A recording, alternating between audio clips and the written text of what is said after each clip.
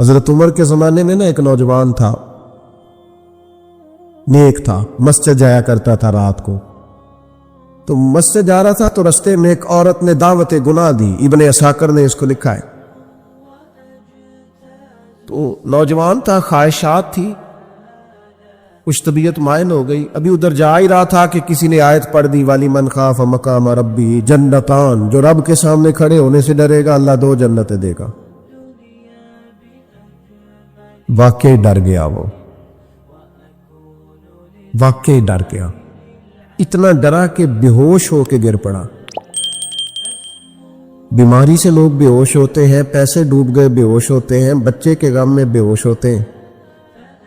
سچ بتاؤ، کبھی خوف خدا سے بھی بے ہوش ہوتا کوئی دیکھا ہے؟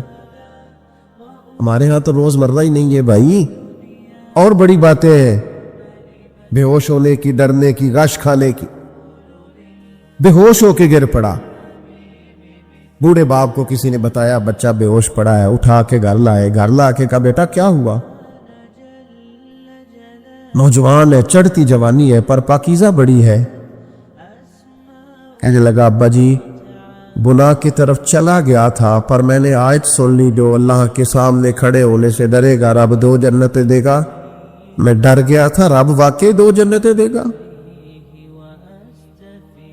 باپ رو پڑے، ابا جی کی آنکھوں میں آنسو آئے اور کہا پتر اللہ بڑا مہربان ہے، اس کے وعدے سچے ہیں، واقعی 2 جنتیں دے گا.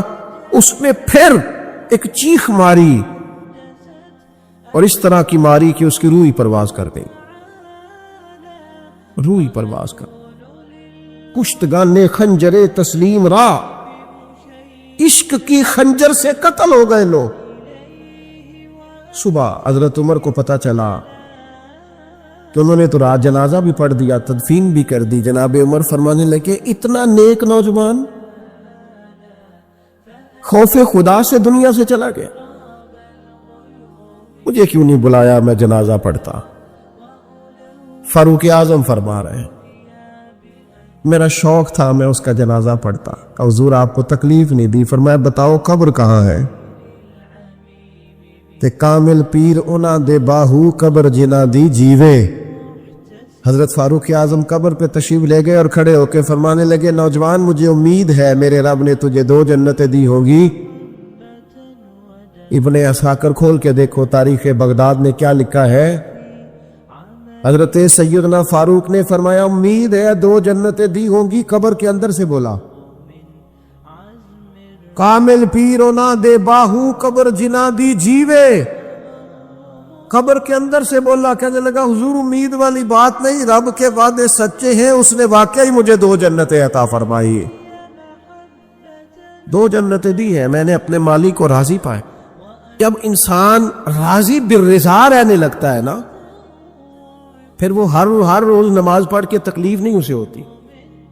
پھر روز درود شریف پڑھ کے وہ یہ نہیں کہتا کہ چلو 2-4 چھٹیاں بھی کر لیں.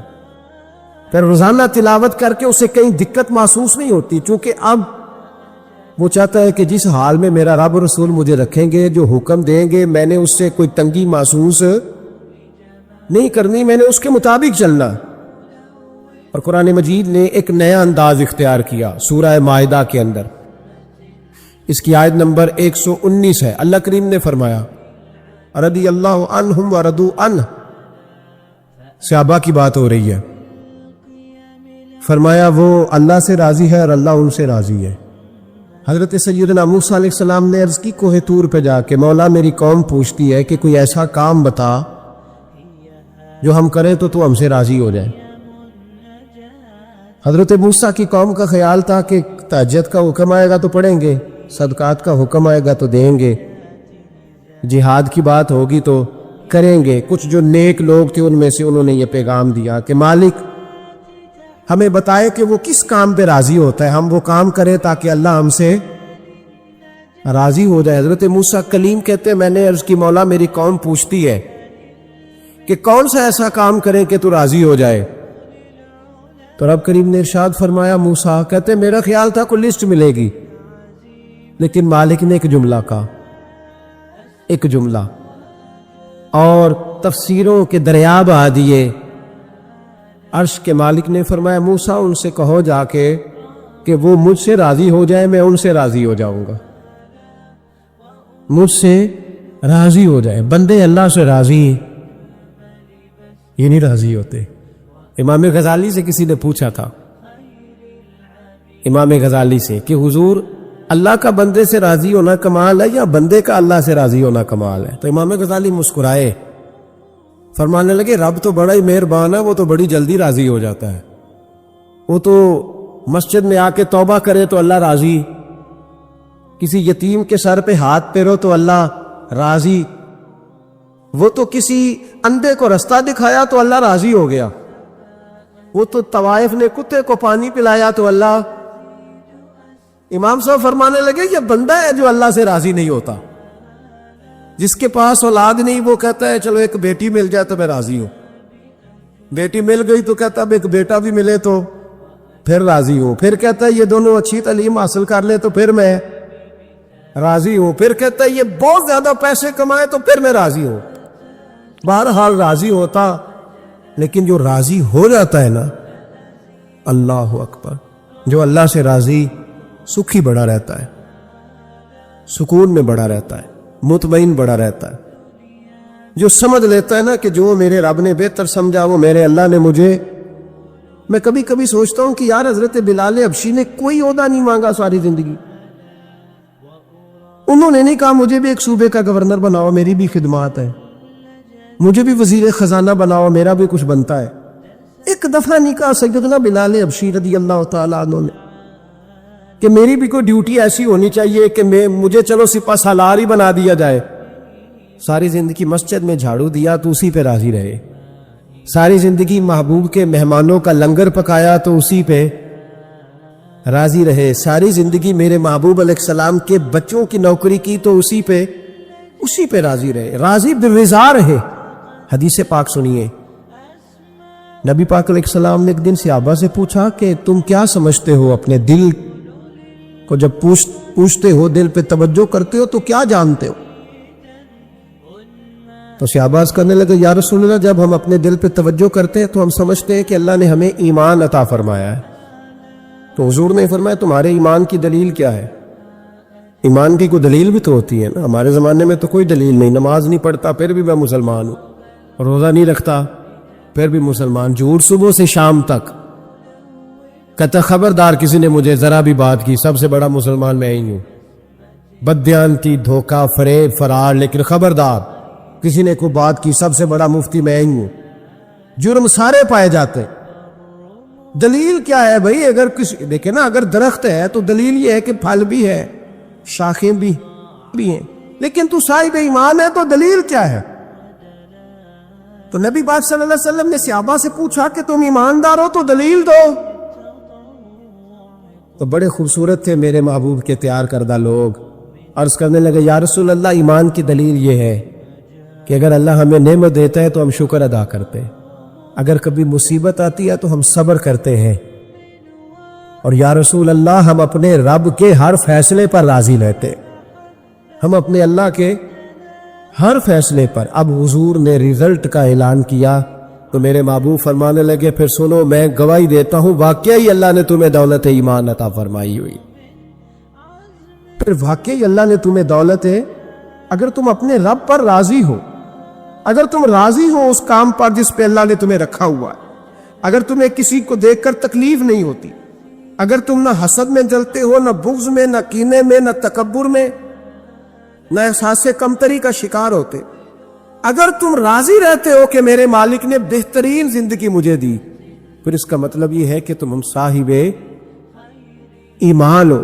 ہمارے زمانے میں لوگوں کی وہ تکلیفیں، صبر نہیں ہے، سکون نہیں ہے، بے چینی سی ہے، بے قراری سی ہے، معاشرے میں ایک عجیب سی ہلچل ہے، ہر آدمی سمجھتا ہے کہ وہ سامنے والا جو شخص ہے نا وہ بڑا سکھی ہے اور میں بڑی تکلیف میں ہوں۔ میں رات اپنے پیر بھائیوں کو سمجھا رہا تھا، میں کہہ رہا تھا یاد رکھنا جس آدمی کا عہدہ بڑا ہوتا ہے نا اس کا زخم بھی بڑا گہرا ہوتا ہے، اس کا زخم بھی بڑا، ہاں وہ کسی شاعر نے، شعر اردو کا ہے اور تھوڑا وقی تھا شاعر بھی، تو بات بھی اس کی تھوڑی وقی ہے، چلے آپ سیانے لوگ ہیں آپ کی سمجھ میں آ ہی جائے گی۔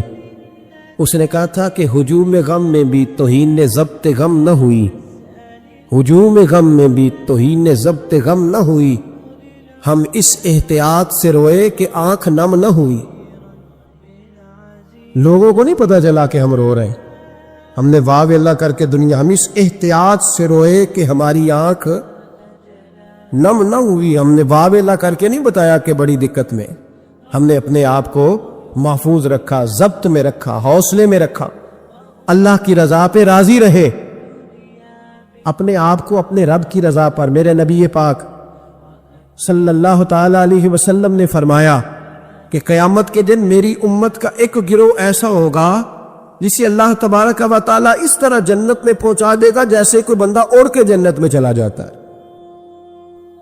وہ جب جنت میں پہنچیں گے نا تو فرشتے ان سے پوچھیں گے تم نے حساب دیا؟ کہیں گے ہمیں تو پتہ ہی نہیں حساب کیا ہے۔ پل سے رات سے گزرے، کہیں گے خبر ہی نہیں پل سے رات کہاں ہے، تو یہاں کیسے آ گئے؟ کہیں گے اللہ کے فضل سے، اللہ کے فضل سے۔ تو کہا بتاؤ تو صحیح تمہاری نیکی کیا تھی؟ تو کہیں گے دو باتیں تھیں، ایک تو ہم اللہ کے حلال کو حلال جانتے تھے، رب کے حرام کو حرام جانتے تھے، اور دوسرا یہ تھا کہ ہم اللہ کے ہر فیصلے پہ راضی رہتے تھے، اللہ کے ہر فیصلے پہ۔ تو جو رب کریم کی رضا پہ راضی رہے پھر اسے کسی حساب کتاب کا سامنا نہیں کرنا پڑے گا، پھر اسے پل سے رات کی دشوار گزار گھاٹیوں کا سامنا نہیں کرنا پڑے گا۔ شرط یہ ہے کہ وہ اللہ کی رضا پہ راضی رہے، وہ اللہ کے فیصلے کو بصیر و چشم مانے، وہ عاجزی اور انکساری کے ساتھ گردن جھکا دے اپنے مالک کے فیصلوں پر، جھکا دے۔ اللہ نے حضرت ابراہیم کو اولاد نہیں دی، پھر زمانے کے بعد دی، پھر دینے کے بعد کہا کہ جاؤ وادی غیر ذی زرع ان میں چھوڑ کے آؤ۔ سخت گرمیاں ہو جائے تو لوگ بچوں کو اسکول نہیں بھیجتے، چھٹیوں کا اعلان ہو جاتا ہے، لیکن حضرت ابراہیم چھوڑ آئے بچہ۔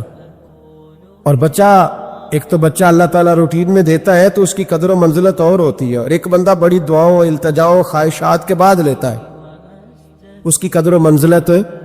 وہ بچہ جو بڑی دعاؤں کے بعد لیا، کہا چھوڑ آؤ، کوئی کھانا نہیں، پانی نہیں، دانا نہیں، حضرت ابراہیم چھوڑ آئے۔ 13 سال اکٹھے رہنے کی اجازت نہ ملی، اور جب اجازت ملی تو کہا اب چھری اٹھاؤ اور بیٹے کی گردن پہ چلا دو۔ آپ اس کو آسان کام سمجھتے ہیں؟ اتنی تسلیم و رضا، ہر فیصلے پہ راضی ہونا، ہر فیصلے پہ۔ یہاں ہمارا حال یہ ہے کہ 2 منٹ کے لیے تکلیف آتی ہے تو لوگ واہ ویلا کرتے، شور بچاتے، کفر بولتے۔ ہر آدمی آپ اس کو ٹٹول کے دیکھیں تو کہتا ہے سب سے تکلیف میں ہی ہوں۔ کس سولی پہ لٹکے ہوئے ہم؟ آخر کون سا معاشرے کا ایسا دکھ ہے جو صرف ہمارے پاس ہی آ گیا؟ ہر آدمی کہتا ہے مجھے نہ چھیڑنا، سب سے زیادہ غمگین میں ہی ہوں۔ بھائی بتا تو صحیح نا کہ آخر کون سی ایسی چیز ہے جو مالک نے تجھے عطا نہیں فرمائی؟ لیکن ہماری آزمائشیں ہیں، ہمارے جملے ہیں، ہماری گفتگو ہے کہ ان سے شکوہ چھلکتا، ان سے شکایتیں ٹوٹ ٹوٹ کے نیچے گرتی ہیں۔ ہم یہ سوچتے ہی نہیں کہ ہمیں نہیں پتا ہمارے حق میں بہتر کیا ہے، ہمارے رب کو پتا ہے کہ ہمارے حق میں بہتر کیا ہے۔ اس لیے لوگ شکایت نہیں کرتے تھے، آج ہر بات پر شکایت ہے، ہر بات پر لوگ شکوہ کرتے ہیں، اور ہر بات پر لوگ اللہ تبارک و تعالیٰ کی بارگاہ ناز کے نافرمان بنتے ہیں۔ اور پھر سوال کیا، یا اللہ تو راضی ہو جا، یا اللہ تو۔ اور اللہ کیا فرماتے ہیں؟ فرماتے ہیں موسیٰ اپنی قوم سے کہو یہ مجھ سے راضی ہو جائے، میں بھی ان سے راضی ہو جاؤں گا۔ حضرت رابعہ بصری رحمت اللہ تعالی علیہ نا طبقہ صوفیاء میں ایک بڑی منفرد حیثیت رکھتی ہیں، علیحدہ ایک مقام ہے، اور ان کی زندگی بتاتی ہے کہ اللہ کی معرفت اور رب تبارک و تعالیٰ کا قرب صرف مرد کے لیے خاص نہیں، اگر عورت بھی توجہ کرے تو اللہ اسے بھی خزانے کھول کے عطا فرماتا ہے، اسے بھی اللہ خزانے کھول۔ حضرت رابعہ بصری اکثر نہ اولیاء اللہ کی مجالس میں جا کے بیٹھتی تھی، بیٹھتی پردے کے اندر تھی لیکن بیٹھا کرتی تھی۔ جو لوگ اس رستے کے مسافر ہوتے ہیں وہ بات کو سمجھتے ہیں کہ یہ گہرا معاملہ ہوتا ہے، کسی جگہ سے کوئی ایسی چیز ملتی ہے جس کو فوری طور پر طبیعت اور نفس قبول نہیں کرتا. لیکن جو صوفیاء ہوتے ہیں نا، سالکین طریقت، معرفت کے رستے کے مسافر، وہ چونکہ مسافر ہوتے ہیں تو انہیں جو بندہ بھی منزل کا رستہ بتاتا ہے وہ اس کی بات غور سے سنتے ہیں، اعتراضات نہیں کرتے، شکوے نہیں کرتے، بن کے نہیں بیٹھ جاتے. ہمارے زمانے میں مسافر نہیں ہیں طریقت کے. ہمارے زمانے میں یہاں مرید کامل ہیں، یہاں پھر پیر ہیں جو مطلق العنان ہے، جن کے سامنے جو سوال ہی نہیں پیدا ہوتا کسی اور کی بھی سنے، ممکن نہیں. حضرت رابعہ بصری بیٹھی تھی. حضرت سفیان ثوری بہت بڑا نام ہے. یہ وہ شخصیت ہے کہ جب جایا کرتے تھے تو اولیاء اللہ کھڑے ہو کے ان کا استقبال کرتے. بغداد میں اتنا بڑا درجہ تھا ان کا. حضرت جعفر بن سلیمان بھی بیٹھے تھے، سفیان ثوری بھی بیٹھے تھے. تو حضرت سفیان ثوری دعا مانگنے لگے. جناب رابعہ بصری پردے کے اندر بیٹھی ہوئی تھی، دعا مانگنے لگے، اے اللہ مجھ سے راضی ہو جا، اے اللہ مجھ سے راضی ہو جا، اے اللہ مجھ سے. دیر تک دعا مانگتے رہے تو بی بی صاحبہ، مائی صاحبہ اندر سے بول پڑی ناراض ہو کے، کہنے لگی بس کر سفیان، کیا دعا مانگ رہا ہے تو؟ کب سے میں سن رہی ہوں، بس کر. کیا ہوا، تو کیوں ناراض ہوتی ہے؟ فرمانے لگی سفیان تو نے ایک بار بھی کہا، میں نے برداشت کیا، دوسری بار بھی کہا، بتائیے دعا ٹھیک ہے کہ نہیں ان کی؟ اے اللہ تو مجھ سے راضی ہو جا. اس دعا پہ ناراض ہوگی مائی صاحبہ. کہنے لگی تو نے ایک بار بھی مانگی تو میں چپ رہی، دوسری بار بھی مانگی تو اب تو چپ ہی نہیں کر رہا، بس کر. تو حضرت سفیان کہنے لگے چل میری اصلاح کر دے. تو مائی صاحبہ کہنے لگی تو یہ تو کہہ رہا ہے یا اللہ راضی ہو جا، یا اللہ راضی ہو جا، پہلے تو بتا تو اللہ سے راضی ہے؟ پہلے اپنے نفس پر نظر ڈالنا، تو راضی ہے؟ روز نہیں مانگتا کہ 2 کروڑ چاہیے، 6 کروڑ چاہیے انسان کا نفس. روز نہیں کہتا بڑی گاڑی چاہیے، روز نہیں کہتا میرے بھی ٹھاٹ بات ہو، میں بھی بڑی گاڑی میں کھڑے ہو کے لوگوں کو ہاتھ لہرا کے لیڈر بنوں. روز نہیں کہتا میرا بھی بڑا نام ہو. پہلے بتا نا تو راضی ہے؟ حضرت سفیان ثوری نے جب بات سنی تو جھگڑا نہیں کیا، بلکہ اللہ اکبر کہا اور چیخ مار کے رونے لگے.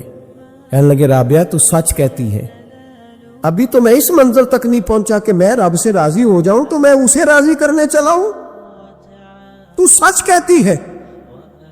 قریب ہی حضرت جعفر بن سلیمان بیٹھے تھے، وہ بی بی رابعہ کے پاس گئے، کہنے لگے مائی صاحبہ مجھے تو بتا دے آخر بندہ اللہ سے راضی ہوتا کب ہے، یہ منزل شروع کب ہوتی ہے؟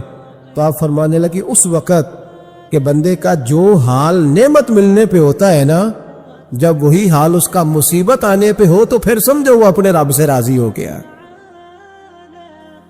پھر وہ اپنے رب سے، یہاں لوگ راضی نہیں ہیں، نہ شریعت کے حکم پر راضی ہیں معاذ اللہ،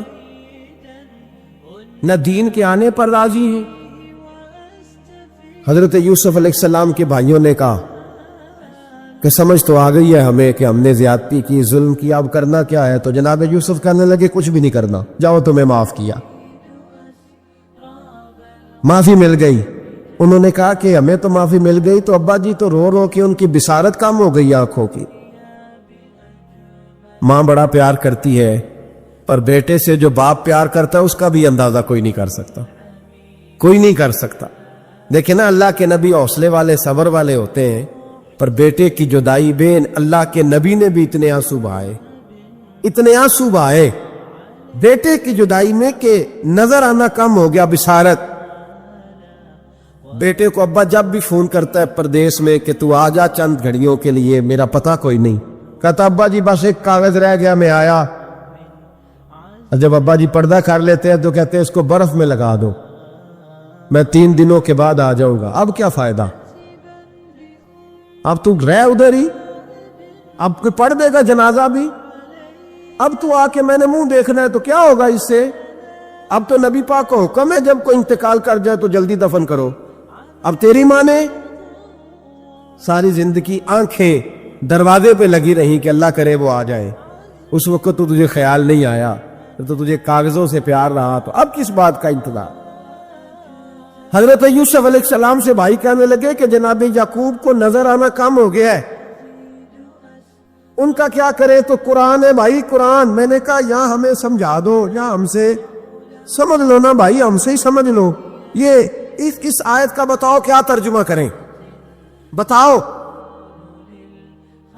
اور تم بلڈوزر چلاؤ حضرت علیمہ کے گھر پہ تو ہم چپ رہیں. یہ بھی کس طرح ہو سکتا ہے؟ حضرت یوسف کے بھائیوں نے کہا کہ ابا جی کی آنکھوں کی بینائی کم ہو گئی ہے، اب کیا کریں؟ قرآن ہے. کہنے لگے اذهبوا بقمیصی، یہ میری قمیض لے جاؤ. حضرت یوسف کہتے ہیں یہ میرا کرتا لے جاؤ، میری قمیض لے جاؤ. ھذا فالقوہ علی وجہ ابی یاتی بصیرا، میرا کرتا لے جاؤ، میرے ابا کے چہرے پہ ڈال دینا، ان کی آنکھوں کو اللہ روشن فرما دے گا. اگر حضرت یوسف علیہ السلام کے وجود سے کرتا لگے تو آنکھیں روشن ہو جائے، تھوڑی دیر کرتا ان کے وجود سے لگے تو آنکھیں روشن ہو جائے. اور جناب حلیمہ کے کمرے میں، حجرے میں، گھر میں تو 4 سال میرے نبی گھومتے رہے، وہاں آرام کرتے رہے، وہاں تو حضرت جبریل ان کا دیدار کرنے آتے رہے، وہاں تو فرشتے اس گھر کو جھک جھک کر دیکھتے رہے. وہ مکان جنت نظیر جہاں اللہ کی ساری رحمتیں برستی رہیں، اس میں تبرک ہی کوئی نہیں، اس میں برکت ہی کوئی نہیں. آؤ، یہ تو بات ہے نا حضرت یوسف علیہ السلام کی، بخاری مسلم. میں نے کہا کہ یار یہاں تو یہ حدیث علیحدہ کر، یا پھر ہمیں اس حدیث کا ترجمہ بتا. بات بھی کسی معمولی ہستی کی نہیں، جناب سیدہ عائشہ صدیقہ کی بڑی بہن، حضرت ابو بکر صدیق کی بڑی صاحبزادی، اور وہ والی بی بی جسے میرے نبی نے پیار ہی بڑا کیا ہے. حضور کے لیے غار ثور میں کھانا لے کے جانے والی حضرت اسماء بنت ابی بکر صدیق، وہ کہتی ہے میرے پاس مصطفیٰ کا ایک جبہ تھا، حضور کا ایک جبہ. کون سا؟ جسے میرے نبی نے کچھ دفعہ یا ایک دفعہ پہنا تھا. تو کہا اماں جی پھر آپ نے کیا کیا؟ تو حضرت جناب سیدہ اسماء بنت ابی بکر صدیق کہنے لگی وہ تھا حضرت عائشہ کے پاس. جب وہ بیمار رہنے لگی تو میں نے کہا عائشہ یہ خزانہ بڑا قیمتی ہے، مجھے نہیں دے دیتی؟ وہ جبہ میں نے لے لیا. بخاری مسلم ہے، بخاری مسلم. تو حضرت جناب سیدہ اسماء بنت ابی بکر صدیق سے لوگوں نے پوچھا اماں جی آپ کیا کرتی ہیں؟ فرماتی ہیں جس بیمار کو کہیں سے شفا نہیں ملتی لوگ اسے میرے پاس لاتے، میں اس جبے کا ایک کونا پکڑ کے پانی کے پیالے میں ڈبوتی، اور وہ پھر وہ پانی بیمار کو پلاتی تو اللہ اسے ہر بیماری سے شفا عطا فرما دیتا. اللہ اسے ہر بیماری سے. میرے اعلیٰ حضرت فرمانے لگے لا ورب العرش، جس کو جو ملا ان سے ملا. قسم اٹھا کے کہتے ہیں لا ورب العرش، جس کو جو ملا ان سے ملا. بٹتی ہے کونین میں نعمت رسول اللہ کی، بٹتی ہے کونین میں نعمت رسول اللہ کی. اور سورج الٹے پاؤں پلٹے، چاند اشارے سے ہو چاک، اندھے نجدی دیکھ لے قدرت رسول اللہ کی. اندھے نجدی دیکھ لے قدرت رسول اللہ کی صلی اللہ. یار ہم کیا کریں، ہم کدھر جائیں؟ تو خطبہ پڑھتا ہے وہاں بیٹھ کر کے یہ ادھر نہ جاؤ، کوئی برکت نہیں، معافی برکت. ادھر ہم کیا کریں؟ اچھا یہ تو بات تھی نا شفا کی. حضرت سہل بن سعد رضی اللہ تعالی، اور یہ بھی بخاری ہے. حضرت سہل بن سعد کہتے ایک بی بی حضور کی بارگاہ میں آئی، اور اس نے آ کے حضور کی خدمت عالی مرتبت میں عرض کی حضور میں جب بھی آتی ہوں کرتا یہی پہنا ہوتا ہے آپ نے. یا رسول اللہ صلی اللہ علیہ وسلم، اور اس کو تو اتنے پیبند لگے ہیں کہ گنے نہیں جاتے. تو حضور اگر اجازت دے تو ایک کرتا نہ بنوا لوں آپ کے لیے؟ تو حضور نے فرمایا بنوا لے. وہ بی بی کرتا بنوا کے لائی، اس نے بڑی محبت سے بنایا. اس زمانے میں جو کوئی نقش و نگار ہوتے تھے اس نے سجائے اپنے انداز میں. اب اس نے پیار سے بنایا، محبت سے بنایا، یہ بھی باتیں صحیح ہے، پر اصل جملہ جس سے مزہ آئے گا وہ یہ ہے، وہ اندھی ہے میں بڑی ریج نہ بنایا، میں بڑی. اب اس میں جو درد ہے وہ میں اردو کا جملہ ڈھونڈ کے لاؤں تو ملتا نہیں مجھے. کہتی ہے میں ریج نہ بنایا. تو محبوب پاک کی بارگاہ میں لا کے تھال میں پیش کیا. حضور کی بارگاہ میں تھال میں. کچھ بندے زیادہ نیک ہو جاتے، سامنے والے کو پرہیزگاری کا مشورہ دیتے، کہتے کسی کو کوئی شے نہ لیا کرو. تو میں نے کہا اگر حضور لے لیں تو طلب کرنا منع ہے، لیکن قبول کرنا تو میرے مصطفیٰ کا طریقہ ہے. تو بھائی یہ ہمیں نہ اتنا ہی نیک بناؤ جتنا میرے رسول نے ہمیں بنایا ہے. 2 قدم آگے بڑھ کے کچھ لوگ مشورے دیتے ہیں، یہ مشورہ درست نہیں. نبی پاک نے فرمایا تو کسی سے طلب نہ کر، لیکن اگر کوئی تیری طرف تحفہ بڑھائے تو اسے قبول کر، محبت میں اضافہ ہوگا. جب حضور قبول کرتے ہیں جو کائنات کو بانٹتے ہیں، تو پھر تو دوسرے پہ کیسے پابندی لگا سکتا؟ میرے رسول کریم علیہ السلام کو اس نے پیش کیا کہ حضور قبول کر لیں، حضور نے قبول کیا. اب حضور اس کا چہرہ دیکھنے لگے، مسکرا کے فرمایا تیرا دل کرتا ہوگا میں پہن کے بھی دکھاؤں؟ بے خبر ہو جو غلاموں سے وہ آقا کیا ہے، تیرا دل کر رہا ہوگا پہن کے دکھاؤں؟ تو کہا حضور دل یہی کرتا ہے، میں ٹھہر میں پہن کے آیا.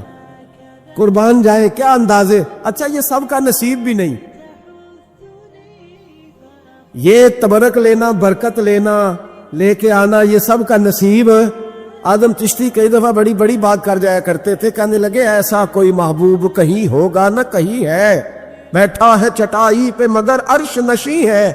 اور کہنے لگے ایسے لوگ کہتے ہیں میں مدینے نہیں گیا، میں حاضری نہیں دیتا، میں درود نہیں پڑھتا. کہنے لگے ہر ایک کو میسر کہاں اس در کی غلامی،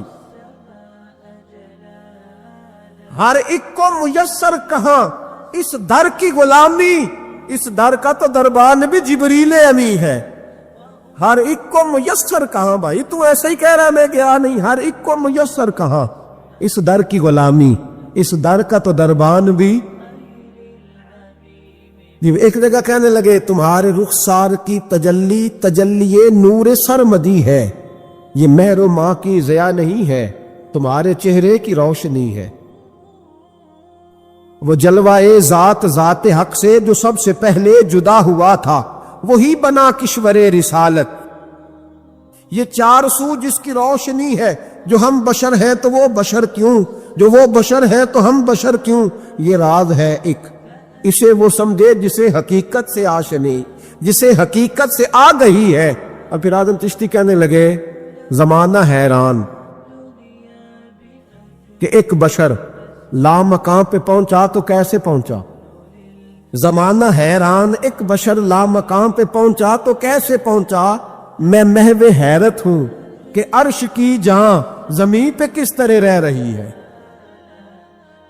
میں محو حیرت ہوں کہ عرش کی جہاں زمین پہ کیسے رہ رہی ہے. تو بھائی نبی کریم علیہ السلام نے کہا تو ٹھہر میں پہن کے آیا. حضور اندر تشریف لے گئے، تھوڑی دیر کے بعد پہن کے آئے.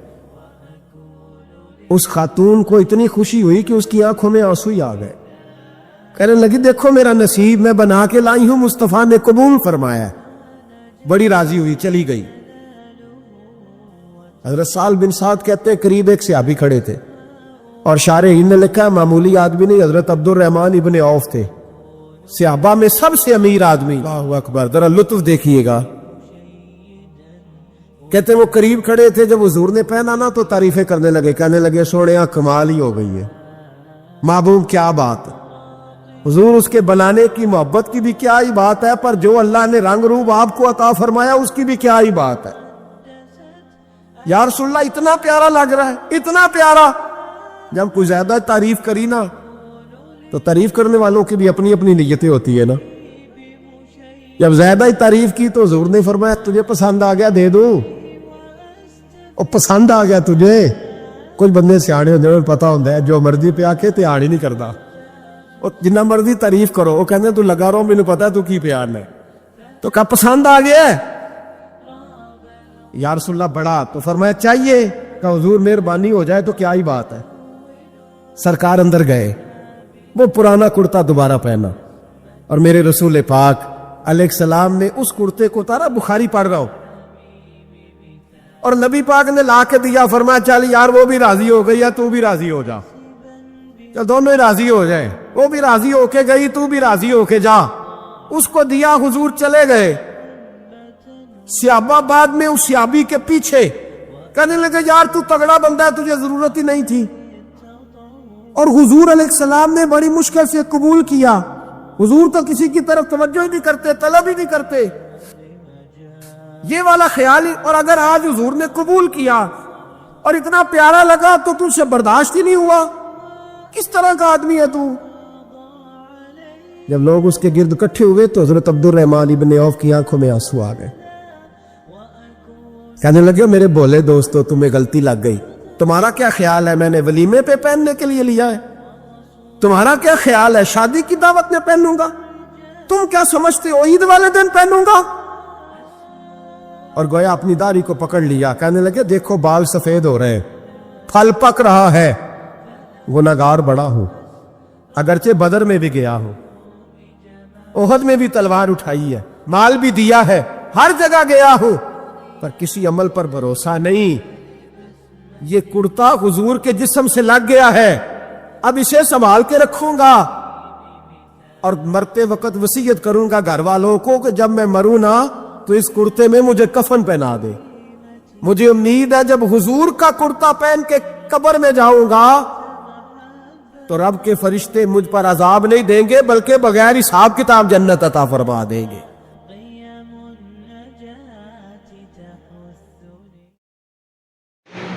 अस्सलाम वालेकुम। अगर आपको हमारा ये बयान अच्छा लगा हो तो हमारे चैनल को ज़रूर सब्सक्राइब करें और इसी तरह के मज़ीद बयान सुनने के लिए बेल आइकन प्रेस कर लें ताकि हमारे आने वाले तमाम बयानात आप तक बआसानी पहुँच सकें और आपकी बेहतरीन तरीके से इस्लाह हो सके। अगर आपको चैनल अच्छा लगा हो कमेंट में ज़रूर बताइएगा। इसी तरह की वीडियोज़ देखने के लिए ज़रूर सब्सक्राइब करें। शुक्रिया।